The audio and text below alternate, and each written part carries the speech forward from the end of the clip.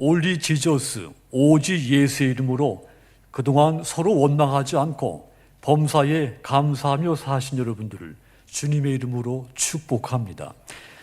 지난 한 주간 동안에는 나의 감사의 대상이신 하나님, 그리고 나의 이웃에게 감사를 적극적으로 표현을 하면서 사셨다면, 이번 주에는 임마누엘의 믿음, 하나님이 나와 함께 하신다고 하는 그 믿음과 은혜 위에 굳게 서서 넘치도록 감사하며 사시기를 주님의 이름으로 축복합니다.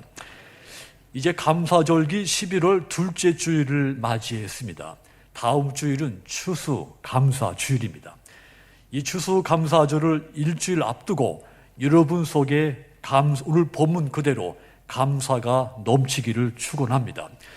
바울은 이 골로새 교인들에게 믿음에 굳게 서서 넘치도록 감사하라 권고를 했습니다.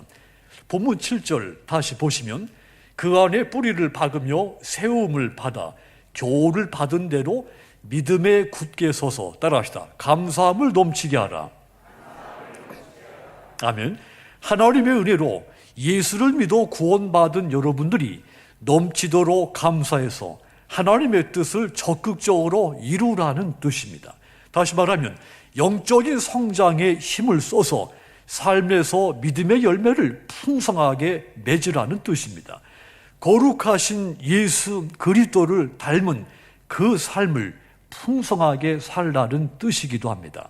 자, 그러기 위해서는 모든 일을 서로 원망과 시비가 없이 오직 흠이 없고 순전한 하나님의 자녀로서 세상의 빛으로 나타내라고도 했습니다.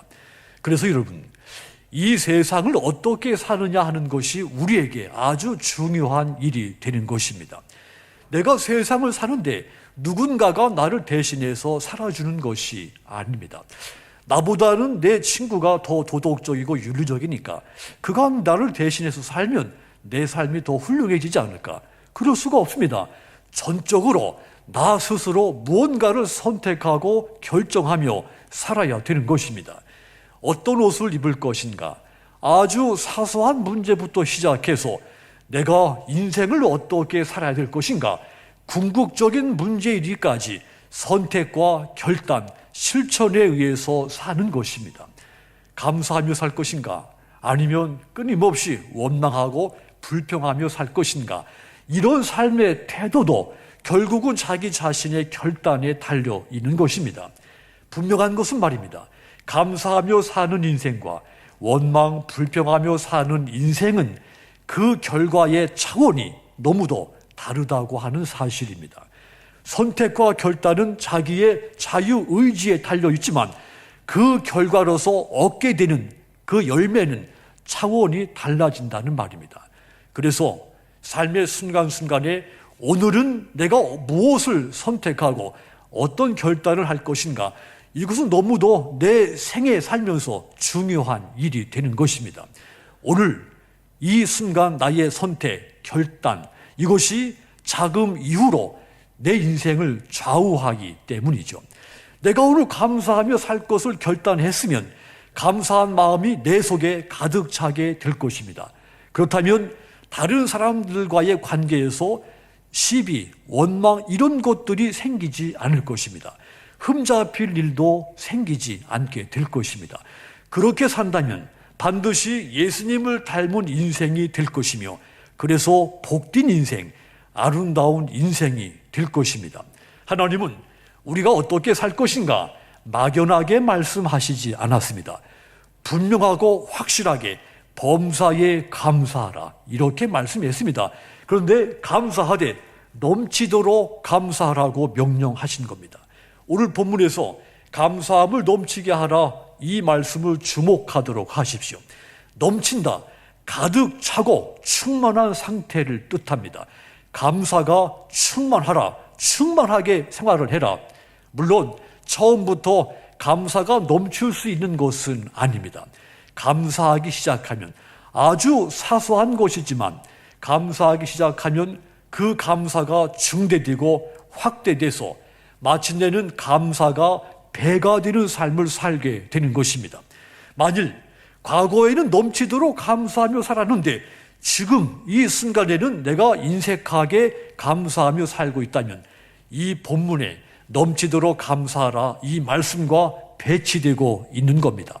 하나님은 인색하게 감사하는 사람을 원치 않습니다. 창조 이후 지금까지 언제든지 하나님은 넘치도록 감사하는 사람들, 그런 사람들을 원하시고 그런 사람들을 통해서 하나님의 역사를 이끌어 가셨습니다.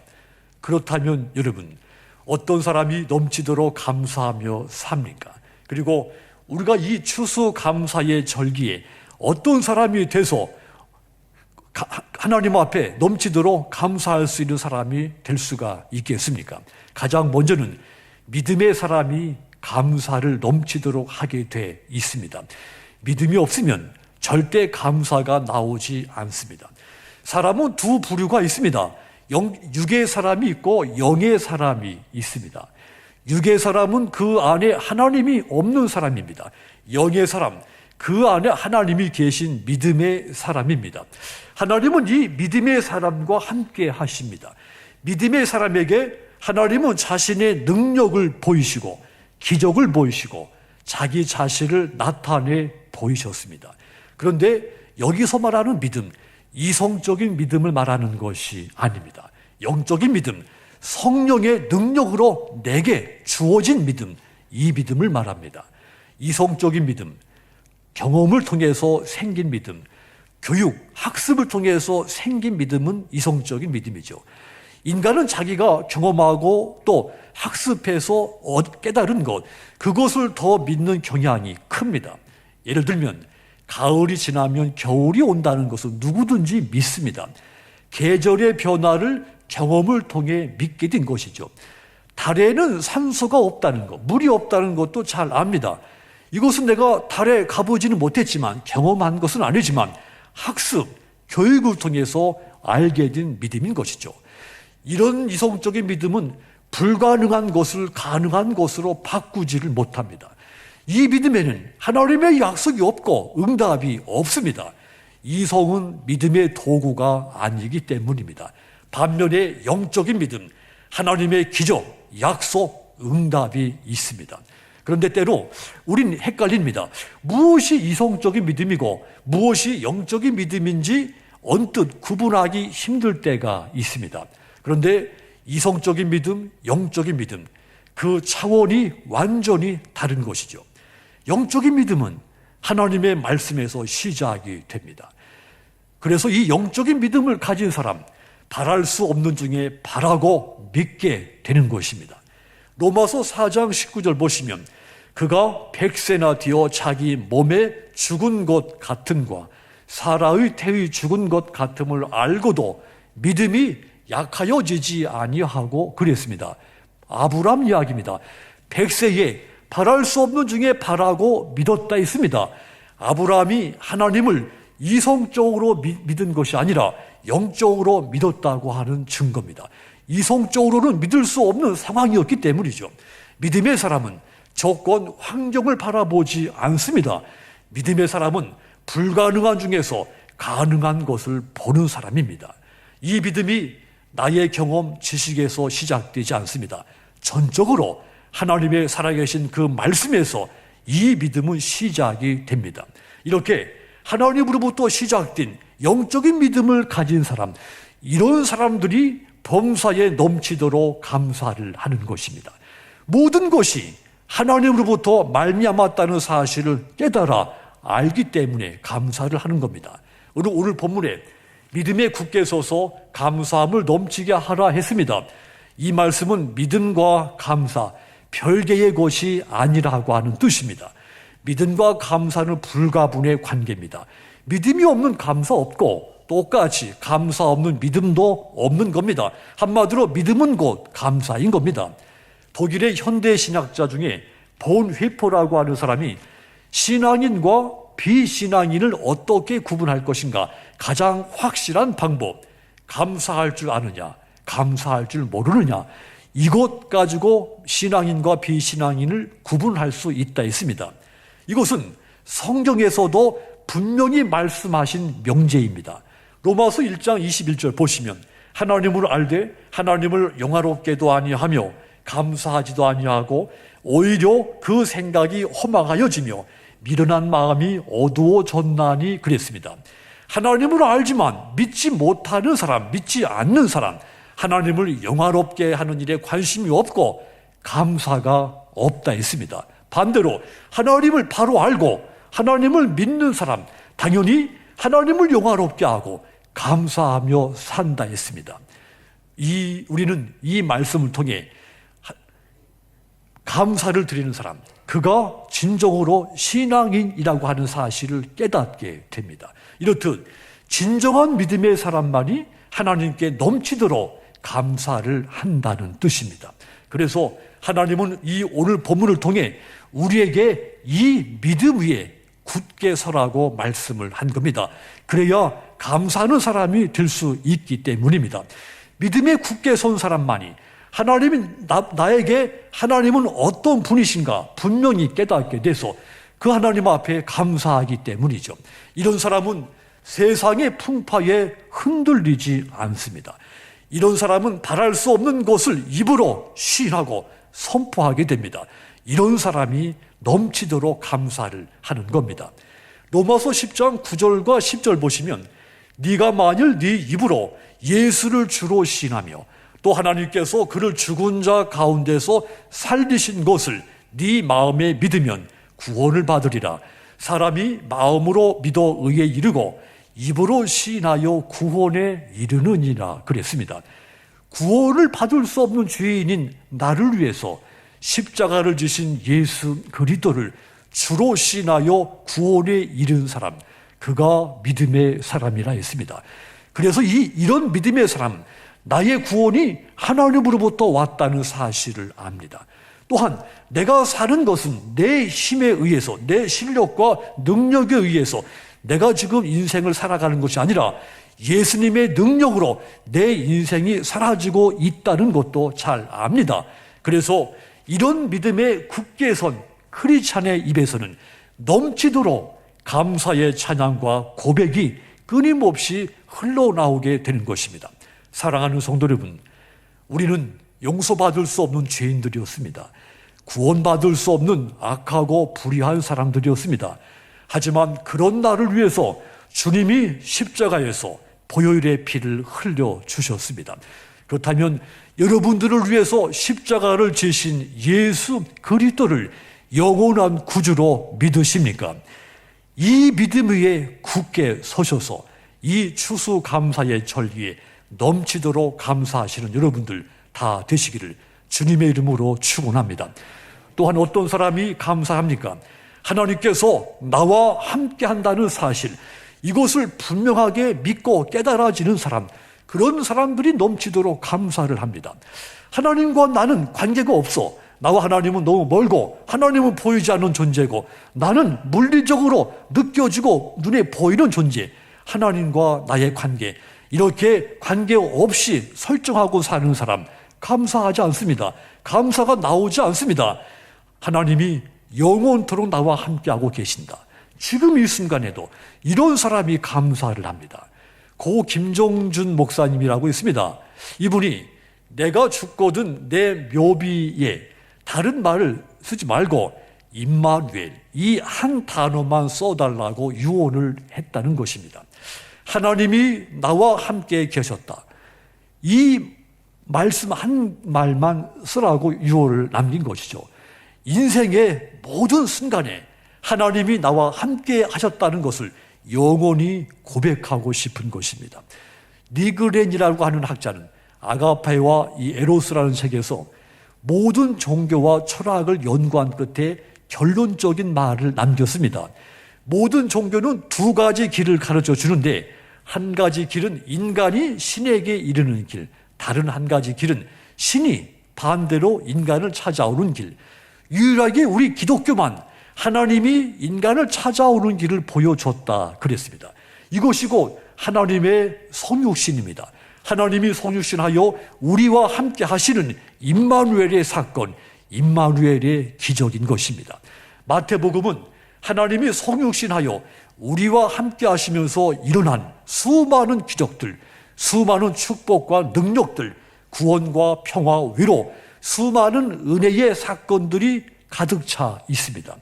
마태복음 시작인 1장에 보면 예수님의 족보 이야기부터 시작이 됩니다.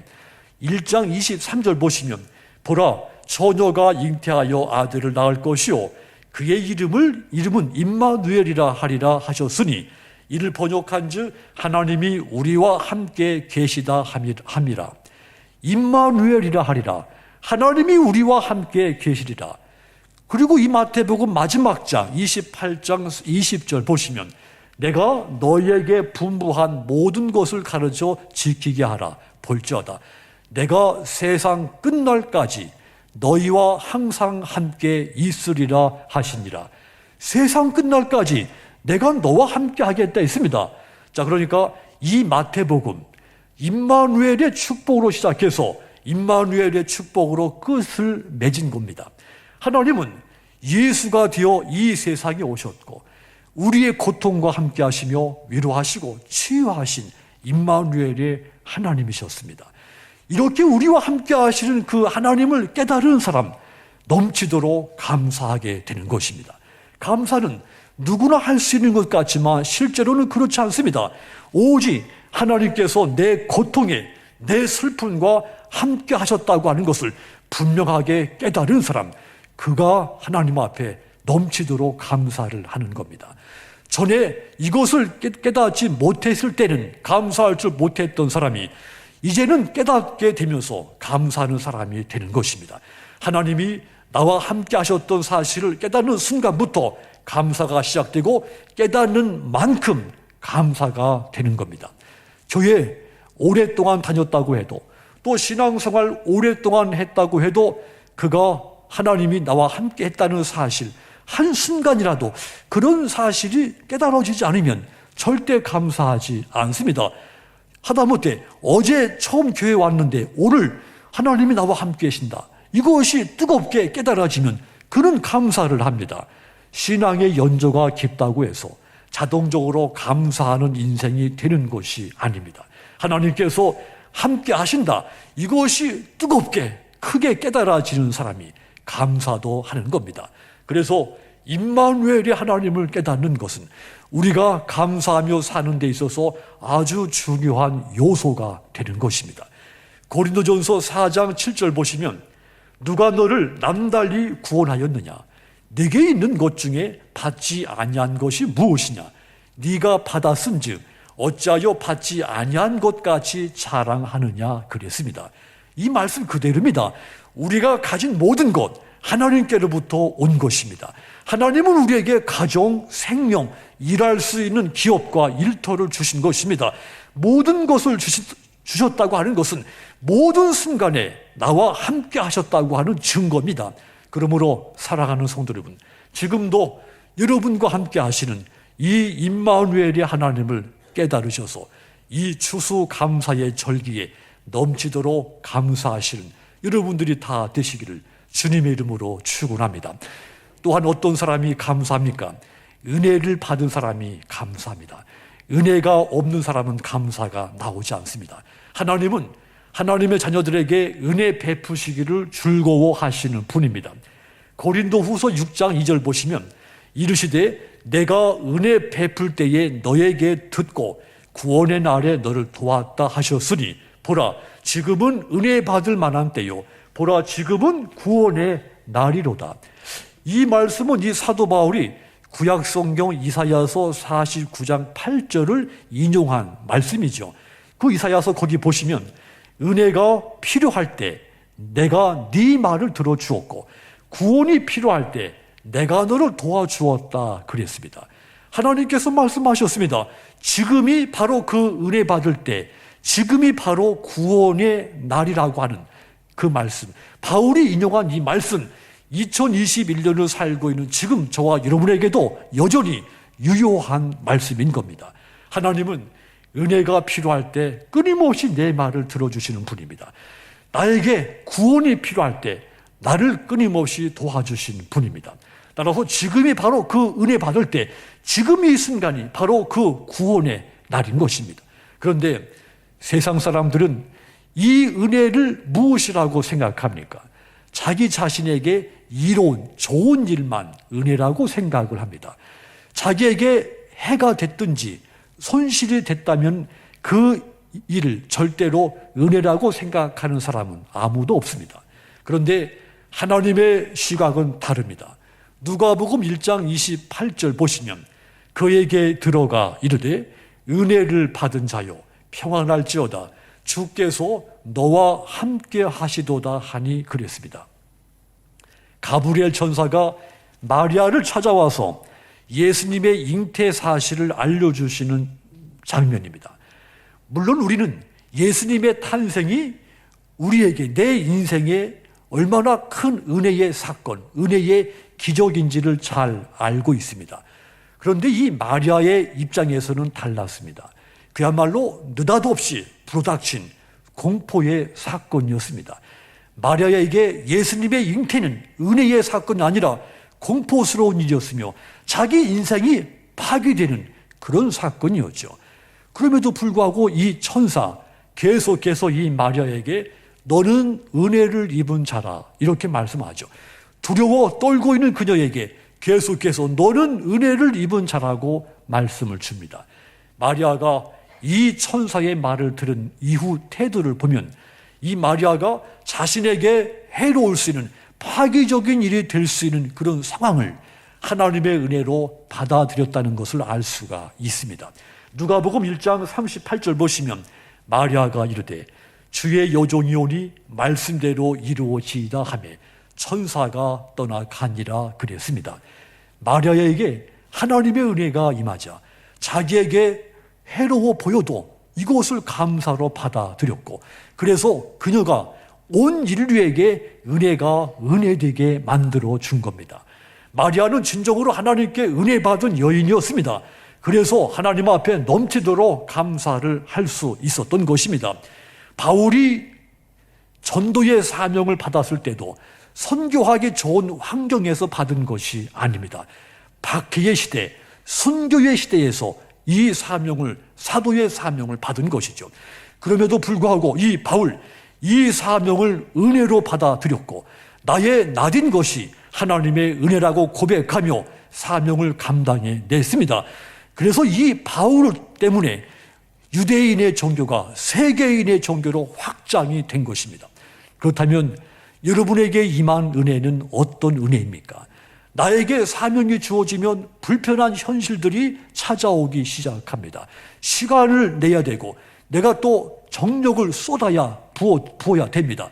그래서 이 사명이 은혜로 느껴지지 않을 때도 있습니다. 하지만 여러분, 그럼에도 불구하고 헌신하고 산다면 여러분은 은혜를 은혜되게 하신 선택을 한 겁니다. 그 은혜가 여러분들을 넘치도록 감사하게 만드는 것입니다. 요즘 많이 부르는 복음성가 중에 저도 우리 젊은 찬양 팩토리 통해서 배운 복음성가죠. 은혜라고 하는 찬양입니다. 내가 누려왔던 모든 것들이, 내가 지녀왔던 모든 시간이, 내가 걸어왔던 모든 순간이 당연한 것 아니라 은혜였어. 이 찬양이죠. 내 삶의 모든 순간이 은혜였다면 이 찬양 가사 속에 구체적으로 담기지 않았어도 고통, 슬픔, 아픔까지도 은혜라고 고백이 되십니까? 도저히 받아들일 수 없는 이 고통, 시련까지도 은혜로 고백이 되십니까? 아멘 하시는 여러분들은 진정으로 은혜 받은 사람들인 것입니다. 손해와 아픔까지도 은혜로 깨달은 사람, 하나님 앞에 날마다 넘치도록, 분에 넘치도록 감사하게 되는 것입니다. 우리 주변을 돌아보면 은혜를 깨닫기 전까지는 감사할 줄 모르던 사람, 그가 은혜를 깨닫고 나서 모든 것에 감사하며 사는 것을 보게 됩니다. 은혜를 깨닫기 전에는 모든 일, 모든 사람들에게 불평하고 원망하고 시비를 걸었는데 은혜를 깨달은 다음부터는 모든 일, 모든 사람에 대해서 감사하다고 고백하는 사람을 봅니다. 여러분, 누구든지 은혜를 받으면 감사하는 사람으로 이처럼 달라지는 것입니다. 은혜를 크게 받으면 크게 감사하고 은혜를 지속적으로 받으면 감사도 지속적으로 하게 돼 있습니다. 추수감사의 절기에 이제 이 순간부터라도 하나님의 은혜를 많이 깨달으셔서 범사에 넘치도록 감사하시는 여러분들이 다 되시기를 주님의 이름으로 축원합니다. 사랑하는 성도 여러분, 11월은 감사의 절기입니다. 다음 주일은 추수감사절입니다. 우리의 감사를 하나님 앞에 드리는 절기가 된 것입니다.